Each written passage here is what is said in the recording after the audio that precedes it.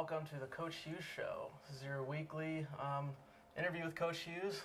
Give us an update on what went on last week and looking forward to this week. Coach, last week you guys had a big road win against Wayne State.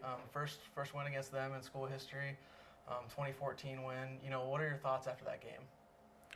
Well, I really liked the way the guys competed, particularly at the critical moments of the game. So right before the half closed, in the first half, we played well and generated a score, and then we closed the second half really well too, getting out of a tough 2-minute drill defensively with an interception. And so we finished things the right way. Also, we started things the right way. We had 7 points on the board at the beginning of each half within just a couple of minutes of the start of those halves. So we had great starts, we had great finishes. We had a lot of issues that we need to clean up in between all that. But those moments were very, very, very good, which helped us win that game. You mentioned a couple things I want to hit on. One was that 2-minute warning. What was your thought process going into the final minutes of that game? You had the 6-point lead, and your defense, the bend don't break defense kind of thing, and Donnell Vercher comes up big for you guys.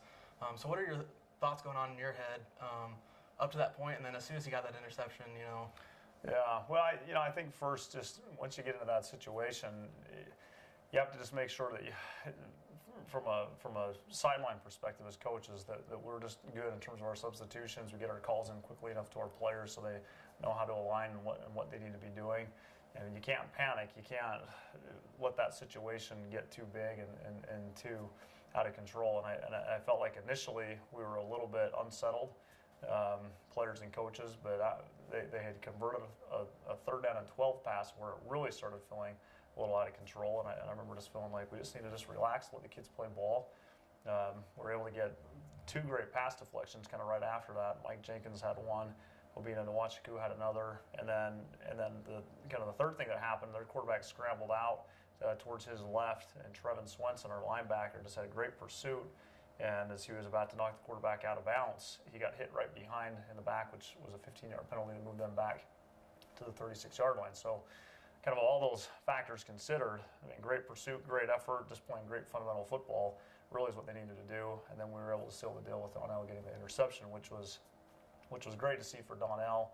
I was really happy for him. He's been through a lot, and it was good to see him close the game out for us. He cares about the team and the school quite a great deal, and it was gratifying, I know, for him and for me and for our whole program, for that matter, to see him finish the deal. So good finish to a pretty tense situation for a few minutes there.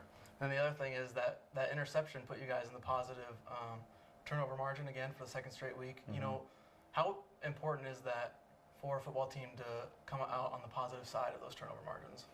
Well, it's critical because if you look at statistics, generally speaking, 75% of games are won if you have a positive number in the turnover column. So 2 weeks in a row we've been on the positive side of it. It's something we need to continue to do. Offensively, it's a lot of discipline. They need to maintain their discipline and make sure that ball security is a critical factor every single week. And then defensively, we need to make sure aggressiveness is a critical factor, and that we force turnovers and get those two things combined together to be on the positive side. The third element for us, because the only turnover that we had was in the kicking game last week, our return guys need to do a better job filling the ball cleanly and not allowing that to be part of that turnover ratio past just good ball security. So it's something we've emphasized since August. We put a lot of effort into it. The kids have bought into it. We'll continue to grind on that. I know the kids will too.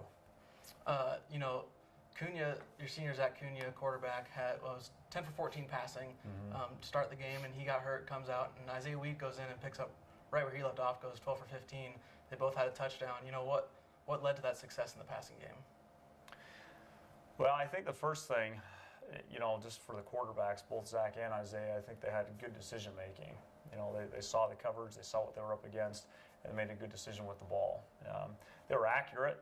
Their completion percentage showed that, but accuracy really is a big part of their timing too. So they made the right read at the right time. And then a lot of those completions were tough completions because they came on 3rd down. Our tight ends and our slot receivers were able to convert 5 third down conversions between the two positions. That's something that we need to be able to continue to do with those guys, is convert on 3rd down. And that was good to see. So just a combination of quarterbacks making good decisions, tight ends and slot receivers being in the right spot at the right time on third down, and then on top of that, one thing that we talked about it quite a bit was our pass protection. It wasn't perfect, but it did give us times, and particularly on those third downs, to make those throws. So that was good to see. And one more thing to hit on before we talk about this upcoming week is Trevin Swenson had double-digit tackles for the second game in a row. He had 100 tackles last season. How important is he at the linebacker position, the center of your defense, controlling things? How important is he for that? Well, he's one of our top players in our whole program, and he's an exceptionally hard worker. He's a good team leader. Trevin has always had a nose for the ball. He loves football, loves to play the game, loves to compete. He's tough. He's hard-nosed, unafraid to mix it up at any moment on the field. So, he does everything that you'd want him to do as a linebacker, and he earns what he gets. When he got here, he was a good player, really accomplished player coming from Snow College, but he's an even better player now because he's really bought into things that have been going on in the weight room, on the field. With our defense, he's continuing to get better and better, and this is what you would want to see any player do, is go from their freshman season to their senior season and have a steady climb and progression in terms of their on-field production and ability, and he's definitely done that. You have Sioux Falls this week. It's homecoming. Kind of a non-game question, but what's kind of your favorite part of homecoming? Well, I don't know. I guess I like tradition, and I enjoy traditions, and so homecoming, I think, ties into that, the tradition of the school, and some of the great players that have played for us coming back onto campus. I like connecting with those gentlemen. So again, I think the best thing about homecoming is just that it connects your present and your future, for that matter, to your past, and I think that's really important for our players to experience, and so that would be my favorite part of homecoming. All right. Sioux Falls is a ranked team. It's a second straight home game to begin the season against ranked opponents. What is the mindset of your team going into those games against ranked opponents? What does it need to be to come out on top of those games? Well, every game is a little different. They all present a few different challenges. Sioux Falls is very good. We've started to dive into their film here over the last couple of days, and they're a very good team, as good a team as we'll probably face all year. So, the mindset for us, first and foremost, is just put together a good game plan. Give guys an opportunity to be successful. Then we got to make sure that the players still have to understand that their fundamentals and their technique will get them through a lot of problems.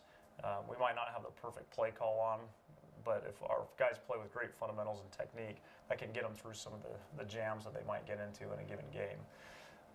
Then they're really good. So you just can't beat yourself. You can't have penalties and missed assignments and missed alignments, turnovers. All those things that make beating anybody difficult, but especially a great team like Sioux Falls. So start with the basics, start from square one, build up as the week goes on. They've scored 40 or more points in each of their 2 games this season. What do you need to do? What does the defense need to do? Or is it ball control, time of possession to slow down that scoring offense? Well, we have to play a complementary game. Offense, defense, and special teams, they all need to tie in together to help slow down their offense. Their offense is really good. They run the ball exceptionally well. They've got a good quarterback that directs that, a good offensive line that obviously has been very, very good for them. So, they present a lot of challenges in the run game. They do a variety of different things. So, as far as exactly what we have to do to stop them, on a Monday, I'm not quite sure. We've got a lot of film that we still need to look at, and we're going to do that to give our kids the best chance to be successful come Saturday. You're coming off a win. Spirits are probably pretty high right now, and then you're going in to face a ranked opponent. So what's the message to the team, the overall message to the team this week?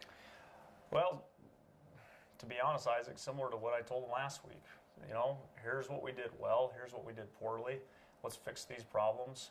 When we come in on a Monday or the day after a game, in this case 2 days after, we just say, let's tell the truth and let's get it all out on the table for players and coaches. And so that way we can identify the problems and fix them.